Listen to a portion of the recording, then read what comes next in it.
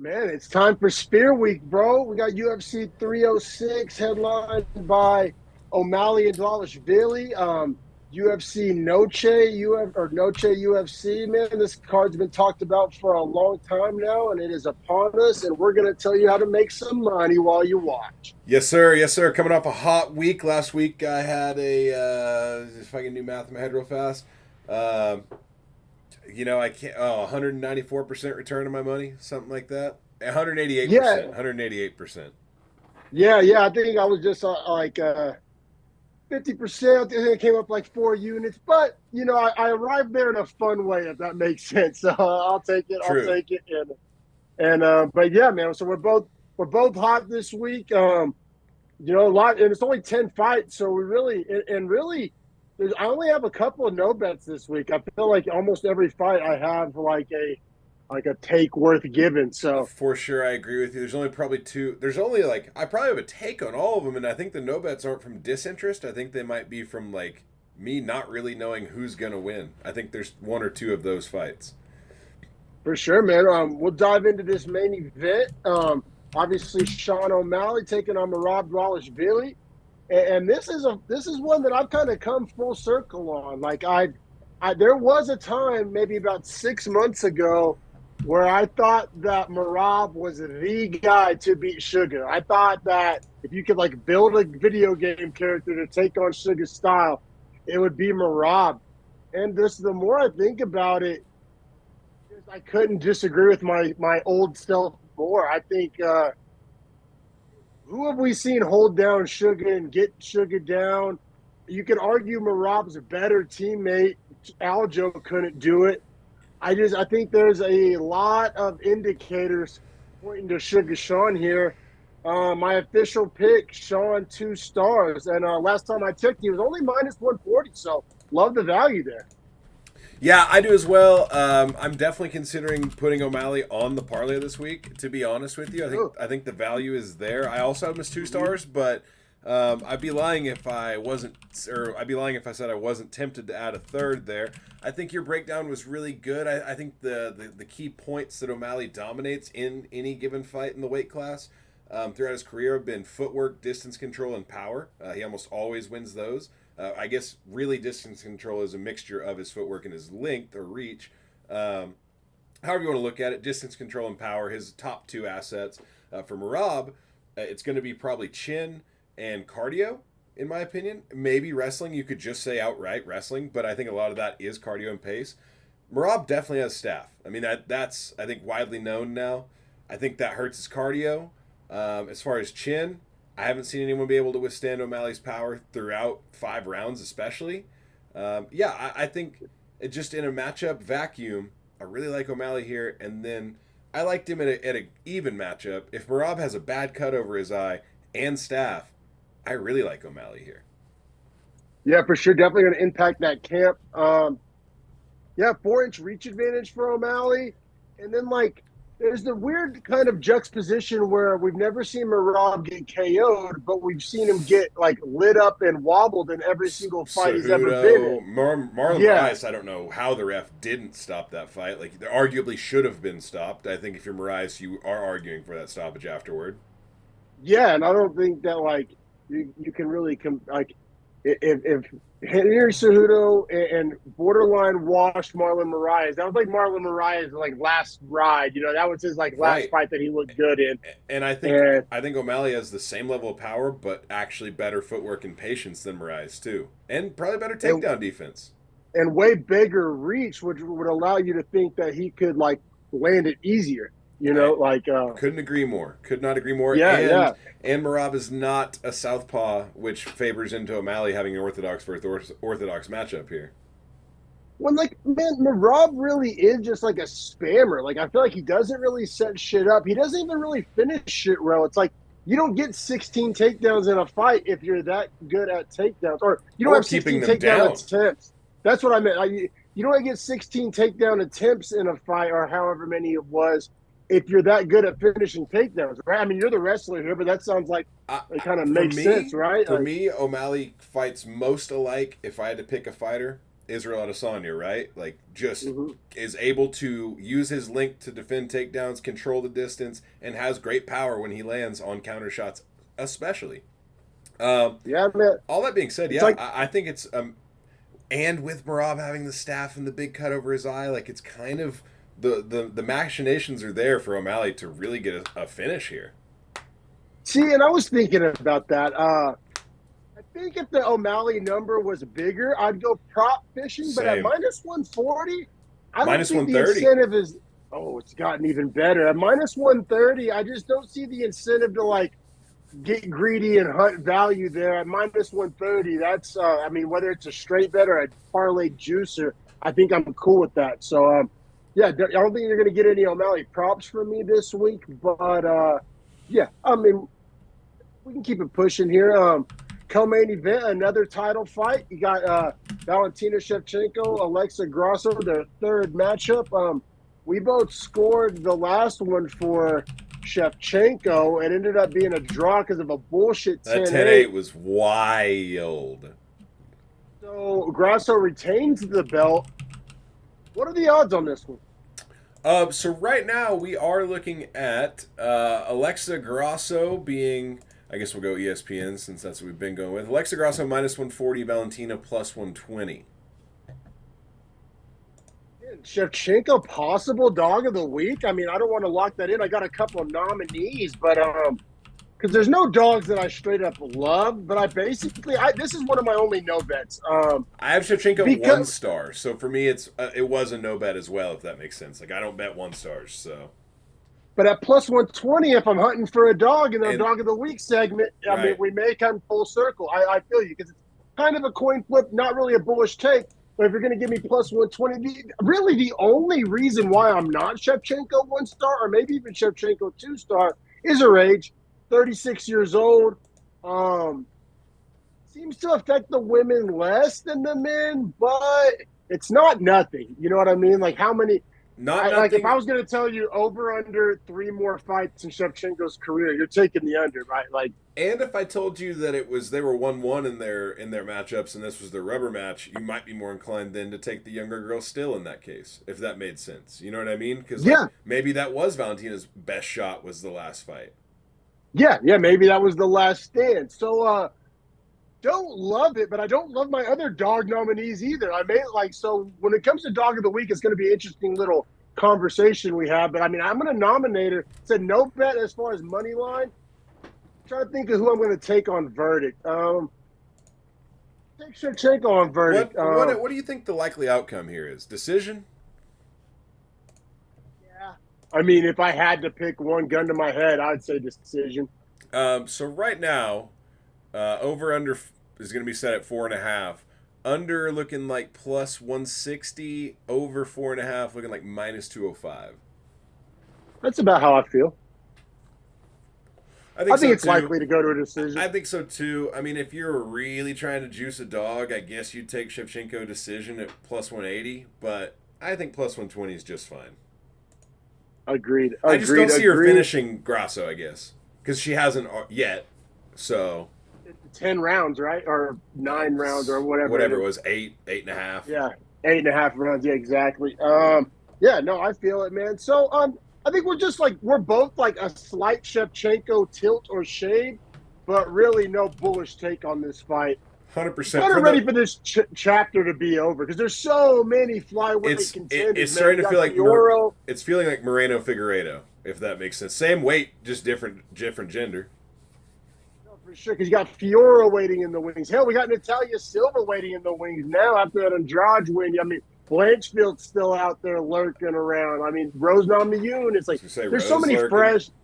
Yeah, there's so many fresh fights that I'm kind of over this. And like the tough season wasn't like exciting enough to like care more or like it made me like more excited to watch it.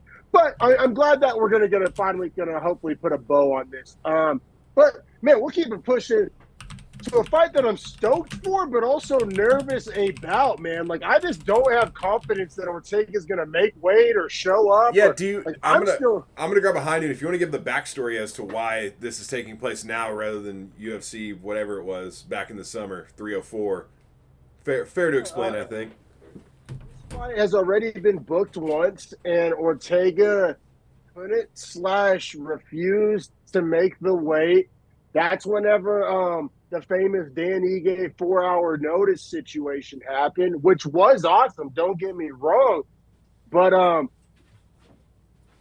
in all of his interviews, Ortega just talks about wanting to go to 55.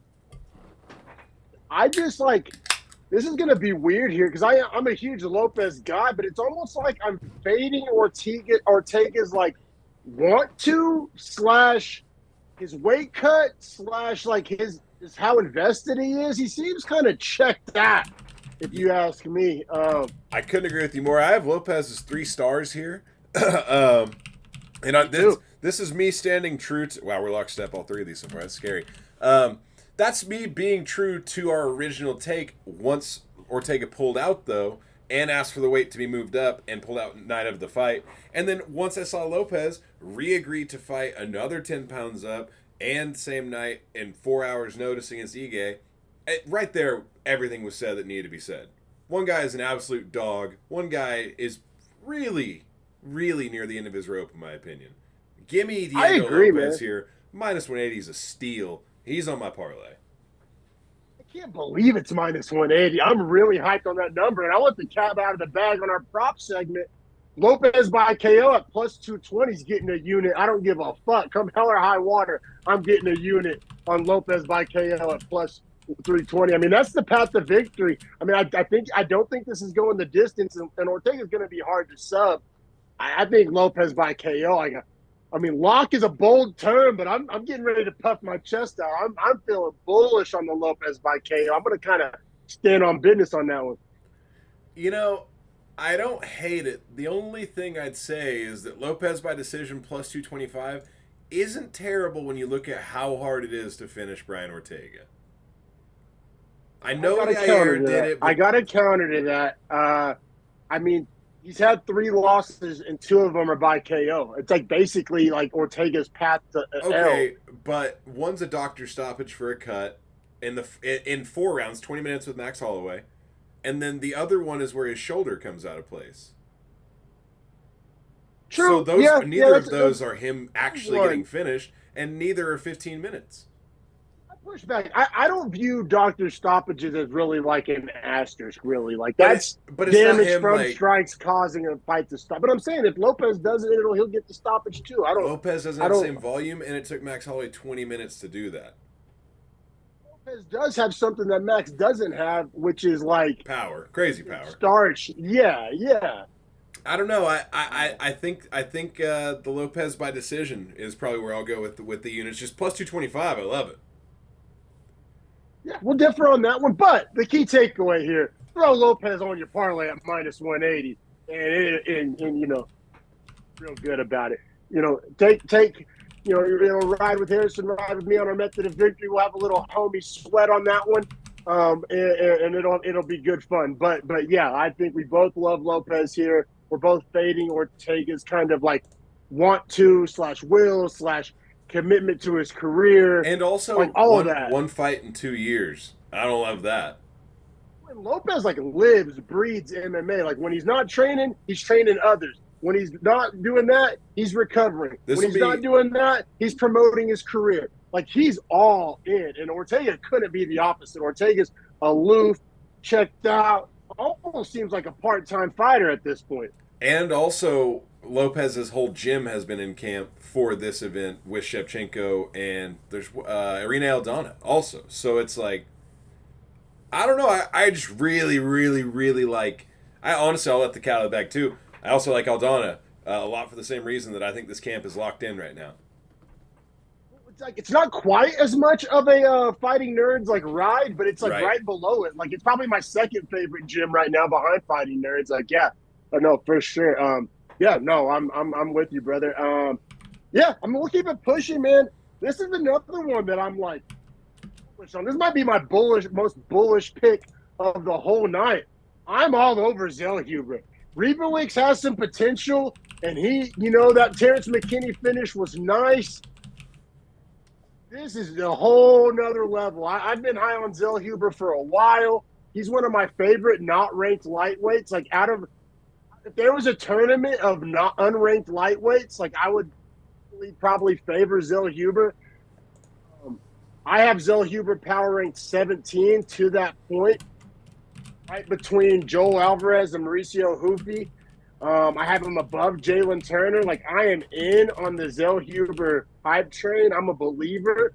Ribovics is a good fighter. If Ribovics was fighting a lower guy than Zellhuber, I'd be all in. So with that being said, give me Zellhuber 4 stars. Ooh, me too. I already have it written. I'm all over it. Like I said, it's not even a slight against Ribovics. Like the It's last not. one, I wasn't too kind to Ortega. I'm kind of fading him. This isn't necessarily a Ribovics fade. I think Ribovics goes on to have a good career after this fight. And this may be a good moment in his career for him to level up. And this will be a loss that ages well for him. And maybe he learns a lot from it. But, man, Zellhuber ain't no Terrence McKinney. Let me just throw in some extra juice on this. Okay, Zellhuber minus 235, right? I love it. Give me 4 stars. He is the centerpiece of my parlay, right? Now, hear me out. Ribovics never been finished. Very tough guy. I know. Has Me an too. 8-inch reach disadvantage, so it plays for Zellhuber's. And also Zellhuber Extreme Couture, Eric Nixick, very game plan based fighting coach. Stay on the outside, pick him apart, beat him up. By decision, plus 130. I know. I have it in my notes. It's probably my prop of the week, if I'm being honest. Just because I think Zellhuber by decision is the exact way this fight goes. I can see him getting the TKO, but I think that is far, far away from how many times decision would hit out of 10 before the KO. We are seeing these things lockstep, bro. Copy paste everything you just said. Also, I'm just gonna pull up Zellhuber's stats real quick to see his percentage. Let's see here. So 33% of his wins are by decision, but that's because whenever he was on the regional scene, he was just crushing cans. In the UFC, he's gone to a lot of decision. Contender Series, decision. His only UFC L to Trey Ogden, decision. His Lando only Venata, finish decision. is Christos Trashiagos. A year ago to the day almost. So he's a very strategic, rangy fighter. I love the by decision. The Prado matchup reminds me so much of Ribovics. I think Ribovics is better than Prado, but I think it's going to be the same size matchup as far as height and reach. And I also think it's going to be a striking affair, the same it was with Prado, which I think means Zellhuber stands on the outside, picks him apart. I think Zellhuber eats a couple shots here and there, could even see a 29-28, but I mostly am leaning towards 30-27 dominant decision for Zellhuber. I can't believe the numbers minus 235 on the money line. Like, I would have probably set this at like 420. I think they probably learned with their when the last one they did that against I think against Prado, wasn't he like minus 550? Like, it was something crazy. I think they didn't get any action when they did that, so I think they set the line lower this time just to get action. Hey, I'll take it. My friend. That's crazy. Yeah, not a lot of banter back and forth. Oh, and there's one last little bow on it. The reason how I ride up 4 stars. Zellhuber power ranked 17. Ribovics power ranked 40. Which 40 sounds low, but at lightweight, I mean, there's like... That's respectable. Decent, that's a super respectable roster spot. Zellhuber's just in the cut of cloth that's high level. I agree more, bro. Yeah, man. I'm excited for that one. Man, this next one is a weird one, bro, because, like, I'm going to kind of, like, go against my own power rankings here. I got Ode Osbourne power rank 23. I got Ronaldo Rodriguez at 38. Surprise, surprise. I'm saying this is a no bet. I cannot trust Ode Osbourne, but also this is a huge jump for Rodriguez. I think this is only his second UFC fight, and his first fight was against the Total Can, if I'm not mistaken. I kind of don't have a bullish take. My only bullish take is that I'm kind of disagreeing with my own power rankings here. My power rankings scream Ode Osbourne, but when I came time to actually pull the trigger on Ode Osbourne, I couldn't do it, bro. He's got finished in 3 of his last 4 fights. He seems to be trending downwards. Yeah. I don't know if Ronaldo Rodriguez is the guy to do it, but as far as putting money on Ode Osbourne, that's one that I would regret at the end of the night. Like, if Ode Osbourne kills a parlay or something, I'm going to be like, why did you bet on this fucking guy? I agree with you, but hear me out. Just hear me out here. The reach you think would be a problem, considering Ode Osbourne has a 6.5-inch reach advantage. But, like, against Tyson Nam, he also had a big reach advantage. He got KO'd. Against Almabayev, he had a good reach advantage. He got subbed. Just got subbed by Jauregui. Honestly, when I think about Ronaldo Rodriguez, he fought Dennis Bondar, who we didn't think anything of it because, first fight in the UFC, only fight in the UFC that we've seen. Since we've seen Dennis Bondar fight 3 times, right? Hernandez, Malcolm Gordon, and Rodriguez. I don't love Bondar, but I don't think he's terrible, if that makes sense. Like, even with 3 losses, I don't think it's like just a nothing win. Whereas I think Osbourne's losses continue to get worse.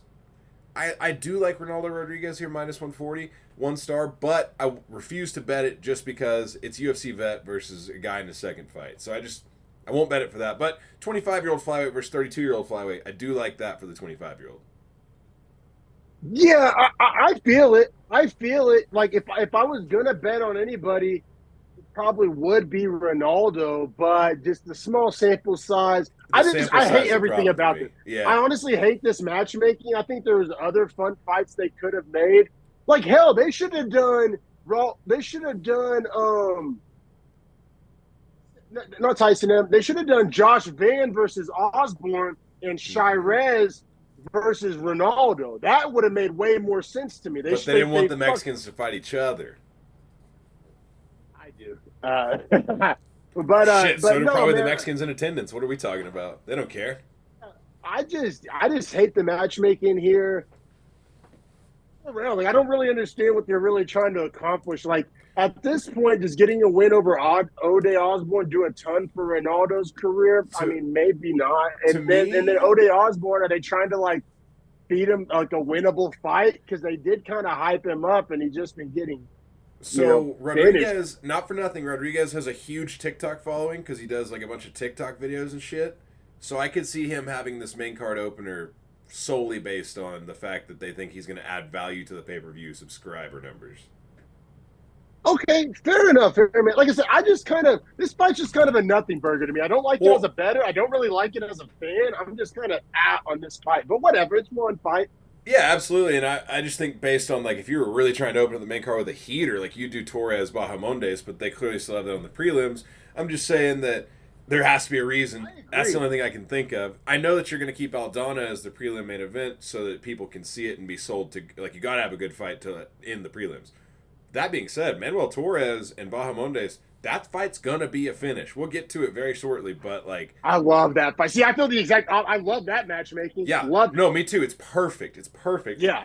And, like, it would be great to open the main card. But, that being said, I say we get to the prelim closing fight, the featured prelim. Featured prelim. Irene Aldana taking on Dumont. I see this one as basically like pretty close to Vegas. Vegas has this minus 120, minus Aldana, 110 both ways right now.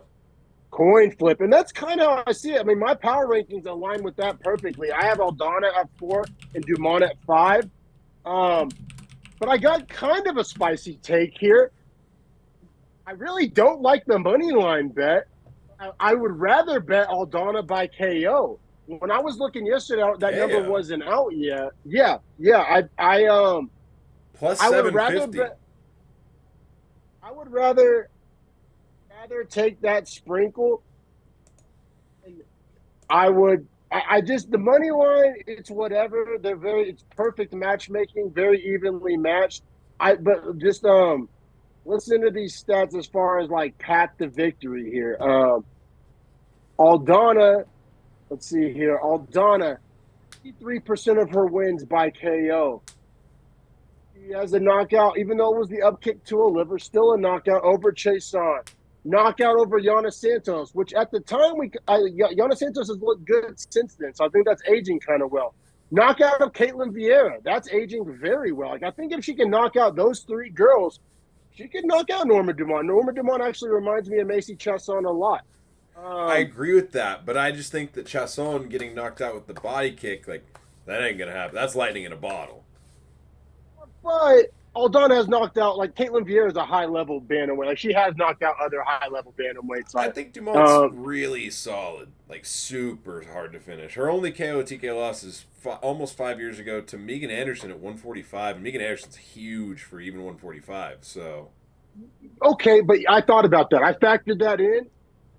what Megan Anderson like has in size, Aldana Has in technique. is that with like being a way better boxer than both of them. For sure. Like coming from a boxing heavy gym, boxing heavy style. I'll I've be shown honest. the ability to put out girls. This is a fight where I have Aldana 2 stars, and at -110, I'm almost inclined to bet this just as a straight.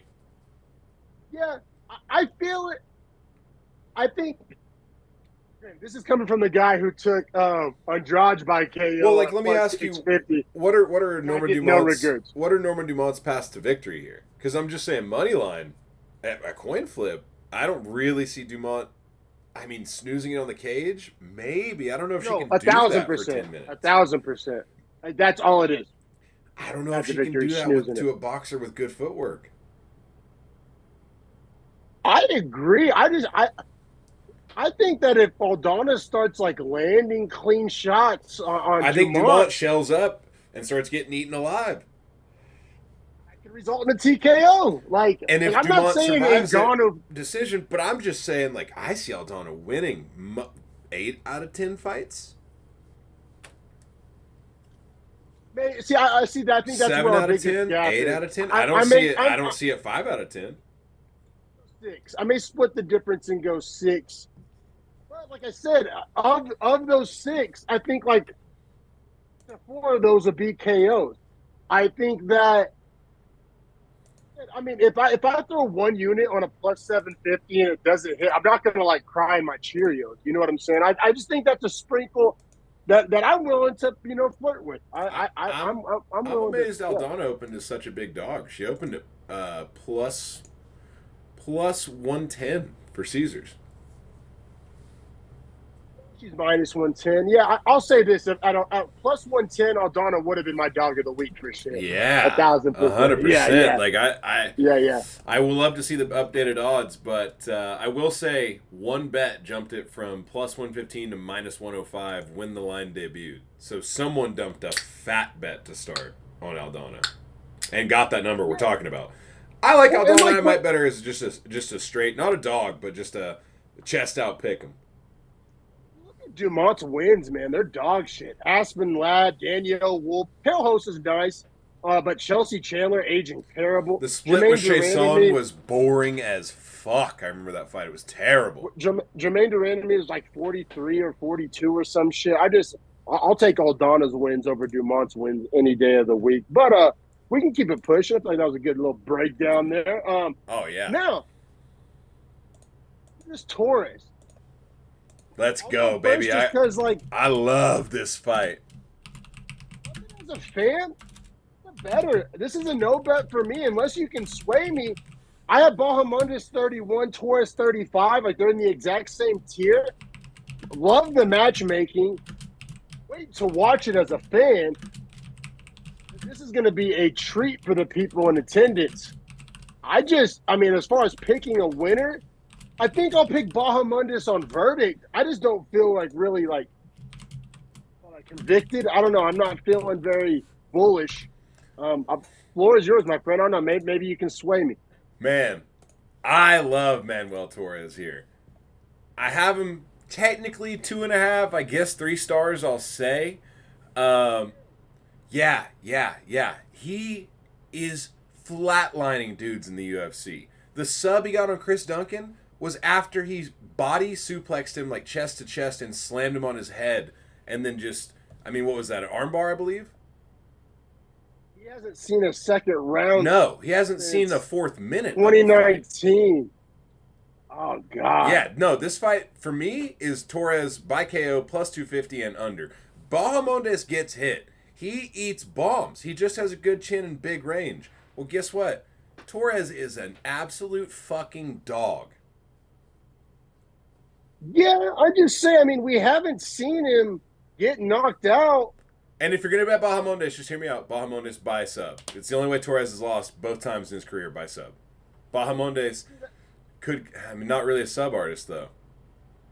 I just think Ludovic Klein is a way worse version of Torres, and he beat the shit out of Bahamondes. See, I'm pretty high on Ludovic Klein. I like Klein. But I think Torres is better than Klein I'll be honest, just straight up, skill for skill. Well, because Klein dropped down to 45, right? Right, and Torres is huge for 55. Like, he looks Yeah. almost like Drickus in the octagon against other 55ers, if that makes sense. Like, he's just huge, No, yeah. upper body, swolled up, 29 years old. Dude, give me Manuel Torres. Yeah, no, I mean, I get where you're coming from. You don't feel anything about like the huge jump in competition. Like, you don't think going from Mota and Chris Duncan to Bahamondes is just like an astronomical leap. Like, Let me ask you this. like in my power rankings, that's like a leap of like 40 spots. Let me ask you this.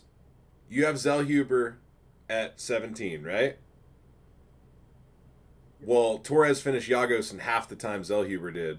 And that's Yagos' last two fights. So I'm just saying, Chairez MMA math here. I think Torres, he might, like, the loss to, is it a loss to, or that's Bahamondes has a loss to Klein. But, Torres undefeated in the UFC, so I feel yeah, you. But it's 2-0, and it's against basically Can. But Nicolas Mota had a good chin. Frank Camacho had a good chin. Both of them got starched. Chris Duncan, we thought was going to outstrike him. He got slammed on his head and subbed. Torres just bullying this, like, dudes. Bahamondes clean is a lot different than hitting Chris Duncan clean. Like, so the way I recall the Ludovic Klein fight pretty well, because we both talked about how it was Klein throwing these big, long 4 to 6 punch combos and landing on the 4, 5, and 6 on Bahamondes, because he would establish the range, dodge the first 3, wasn't able to get out from those. Well, I think with Manuel Torres' like bruiser blitzer style, that's trouble for Bahamondes. If he can't go left right and just goes backwards, he's getting pressed to the fence and flatlined. Hey man, you know what I said? I guess I'll shut up because like I have it as a no bet. You feel strongly about it, so you know what I mean. I kind of would be hypocrite to really die on this hill. So no, I feel you. I'm hearing what you're saying. And I think I don't think I'm gonna take it in red. But the other thing I love though is that it's minus 120. If it was minus 190, I might just think like, yeah, that's probably what it should be. I think minus 120 is I'm stealing from the bank here. minus 120 for Torres. Yeah. So what Bahamondes is what plus 110? Plus 100. Okay, that's interesting. Bahamondes was one of my potential dogs of the week. So I got very, very similar to Shevchenko Grasso. I had it as kind of like a no bet, but on a card where I'm scraping for dogs. But so I already know you're not going to co-sign that one. So you would, as a dog, you'd rather bet Shevchenko than Bahamondes? As a dog, yes, just because, well, maybe not. I don't know. Bahamondes opened at like minus 140, so Vegas liked him a lot more at opening night. Yeah, I think Torres is getting slept on. I'm personally just a coal in the train of Torres guy. No, Torres is a motherfucker. Like I think he's on the rise quick, and I think this fight is like another jump up. And also, just put it out there. He's the Mexican against a Chilean. We're not celebrating Chilean Independence Day. Well, and one other thing that I'll say is like Bahamondes will kind of Jalen Turner a fight away or a round away. Like literally. Yeah. Like he will. And I think if you do that against Torres, you get finished.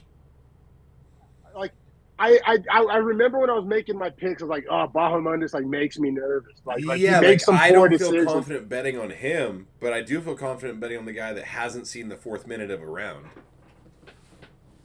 Well, and then I'll ask you the second question because I forgot to ask it a second ago. We were on this fight. You'd rather bet Shevchenko than Ode Osbourne as well? I imagine, right? Yeah. Once again, it's just I can at least feel good about betting my money on Shevchenko.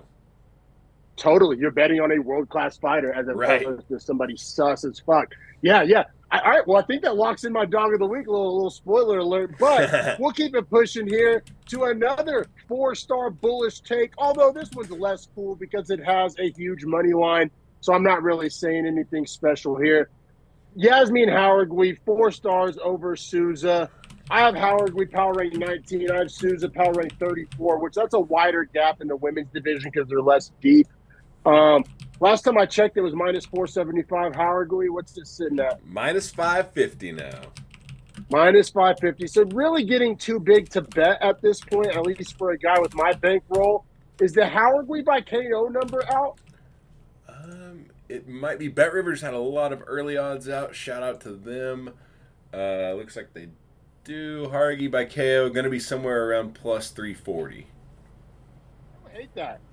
Because if you're getting a minus 550, but the KO is plus 340, like minus 550 should be a finish. If you look, Jauregui has a lot of KOs. Not my favorite prop of the week, but instead of betting minus 550, I'd rather bet the KO at plus 340. So just trying to hunt value for our viewers there. I feel it. This is a fight where, honestly, when I read the names, no odds, I kind of thought to myself, like, I just hate this fight. As as far as a technical breakdown, Ketlen Souza got absolutely dog walked by Karine Silva. I'm not saying that's embarrassing by any means, but then your decision victory over Marnik Khan, that ain't doing a lot for me. Whereas Jauregui, I recall her debut fight in the UFC against Yasmin Lucindo and thinking, oh, both these girls are going to be good. And both those girls are good, and Ketlen Souza is not. I love Jauregui here, kind of an unbettable number, so I technically no bet, had his 3 stars. Yeah, I mean, she has the ground and pound knockout over Estela Nunes, who I would argue Estela Nunes is better than Souza. Right. And then 64% of her wins are by KO. Granted, a lot of that was on the local scene, so take it with a grain of salt. But yeah, I'm not saying like take that Jauregui by KO to the bank. However, I like it way more than the money line. And if you have an extra unit, if you're just trying to have a little fun, have some prop bets, I don't hate it. I don't hate the by KO. So just wanted to throw that out there. But yeah, as far as pick goes, 4 stars. Don't love the matchmaking here. I honestly, as far as matchmaking goes, I hate the next fight. And I know we talked about it earlier, but I don't love it really for either guy. I mean, if you want to keep it pushing, we can. It's Edgar Chairez taking on Joshua Van. Joshua Van, let's see, minus 235. Edgar Chairez plus 190. I'm just kind of in a spot where, I mean, I hate that this is 8 weeks from a KO for Van, where he was kind of getting beat around. So I don't feel confident in putting the 235 on a parlay. However, I do think he should win this fight without too much trouble. So I'm in a weird spot as far as a bettor. Well, I'm in a weird spot as a bettor just because it's that classic striker versus grappler matchup. Like if Edgar starts scrambling and getting backs or attacking like leg lock shit like that, like I don't know how at 22 years old, I don't know how high level, how well-rounded Van's grappling really is. But I mean, if they're on the feet, I don't think it's close at all. Like I think Van should be able to tune up Chairez on the feet.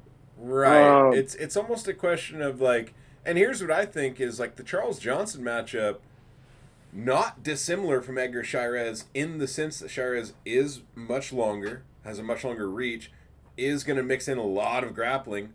I don't know that his striking is as good as Charles Johnson's. So I think that means it's harder interest for him into the takedowns. Sure isn't. For sure isn't, right? So then I think harder for him to create these entries into the takedowns because Charles Johnson was finding success striking, then was able to mix the grappling because the striking success was coming, right? I think Chairez is going to struggle to get any striking success here, meaning that the grappling is going to be harder to force. I think Joshua Van should win this fight. If I had to throw a 5th leg on a parlay, like you told me you have to have a 5-leg parlay, I could see him sneaking his way in there as that 5th leg. It's just I don't know. What's your stars? What's your stars? I have Van 2 stars, and I want it to be 3. The 8 weeks Van from the 3. KO is just tough for me. It would be tough for me if he was fighting a guy that got KO. Yeah. I could probably go 3 stars just for that, because like if that is my big drawback, it's like why would I have that against a guy that doesn't have great striking? I feel it.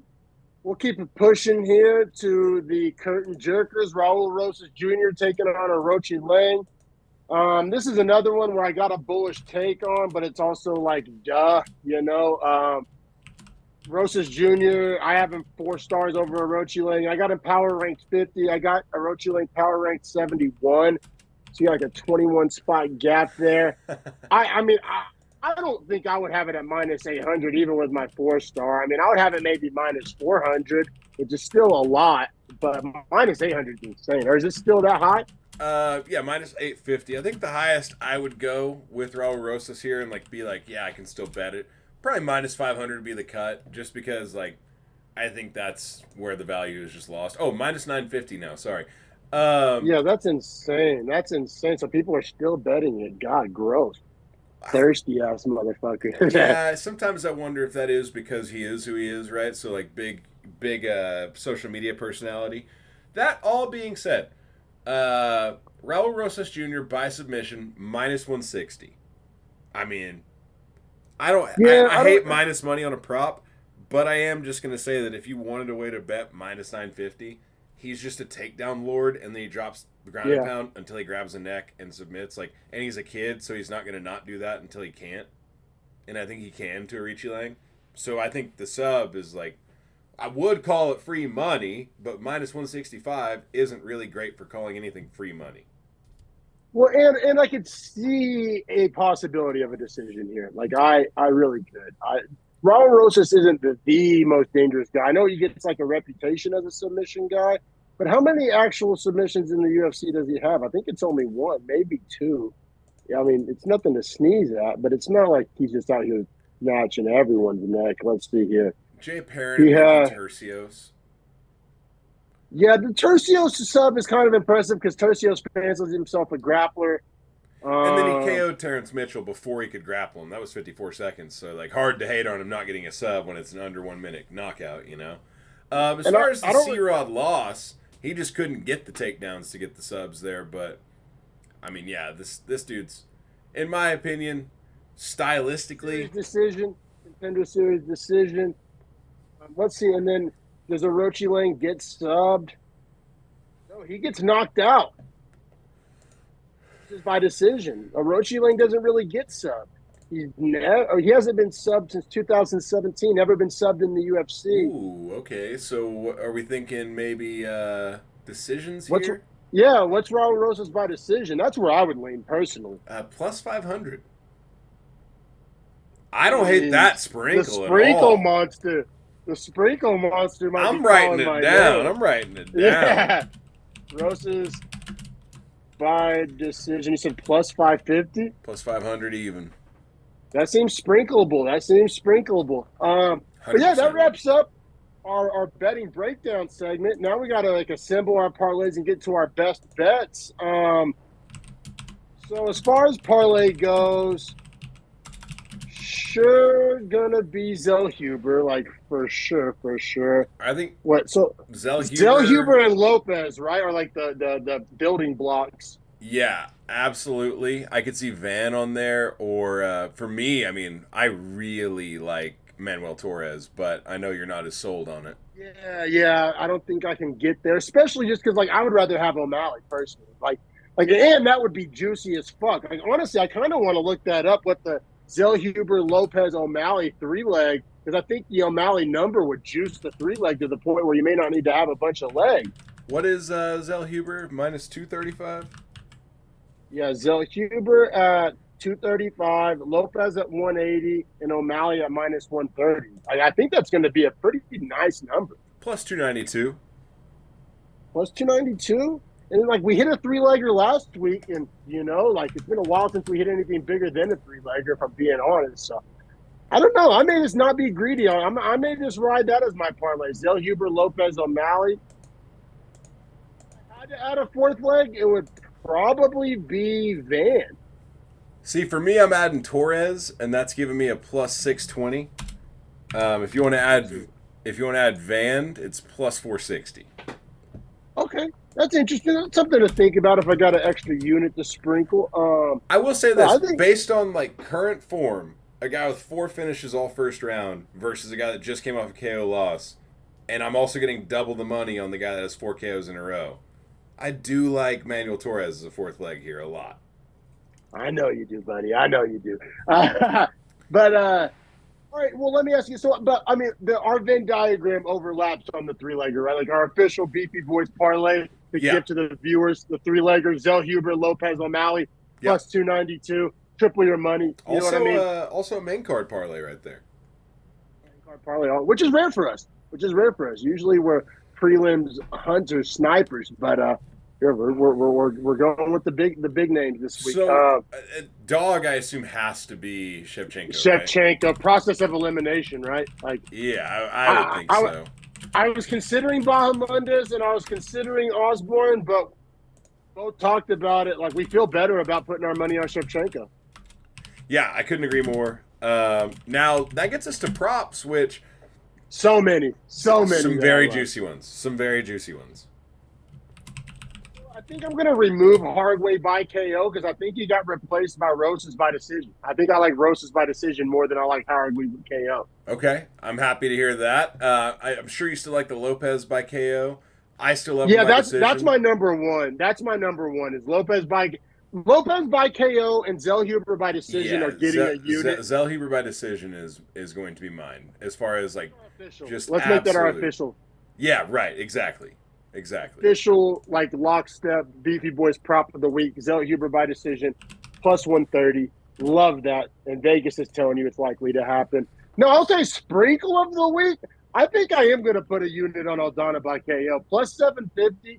It's a huge number. So it's a sprinkle for a reason. Like I'm not expecting it to cash, but I see paths to it. I see the paths, and plus 750 would be fucking sweet. And then also the Rosas Jr. by decision plus 500. I see all the paths. Like you carved that path. It was already carved. It was like water was flowing. I mean, he likes the sub guys, and he's fighting a guy that's never been subbed. Sounds like a decision monster to me.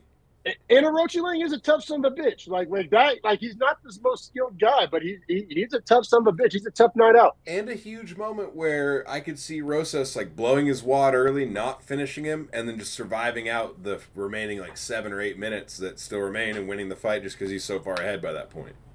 Agreed. Like potentially Aoriqileng wins the 3rd round, but he's down 2. For sure. Yeah. I can see it. So, I mean, a couple sprinkles for you. Rosas by decision, plus 500. Aldana by KO, plus 750. I love Lopes by KO, plus 320. Harrison likes Lopes by decision, plus 225. Yep. And then you could honestly one unit both those and make money back either way. I'm that confident in Lopes winning this fight. That's how much I'm fading Ortega. I'll just say that to people. Lopes is on our parlay as well. Yeah, we're heavy on Lopes this week. And then Zellhuber by decision, though, our official kind of safe play prop of the week. I also don't hate the O'Malley by KO TKO here, just if Merab's cardio is lacking. And I do want to give a number on that, just main event, Gotta keep the people searching. Give it to him. Yeah, so O'Malley by KO TKO plus 170 right now. Yeah, I mean, not the worst. Definitely not the worst. I'll say, though, if you have one unit to bet and you get Lopes at plus 320 or O'Malley at plus 170, I think I'm still taking the Lopes personally. But is it not the worst? It's not like a bad bet. Like if some guy at the bar sitting at the bar next to me showed me his O'Malley by KO plus 170 ticket, I wouldn't think he's like a mark. Like I'd be like, okay, like that could hit. Like, yeah, cheers, like cheers respect. Like you got a live ticket right there. Like some tickets you see and you're like, that shit ain't live. By the way, we'll wrap it up. I got to give a shout out to our man Boston Connor. Did you fucking see the parlay?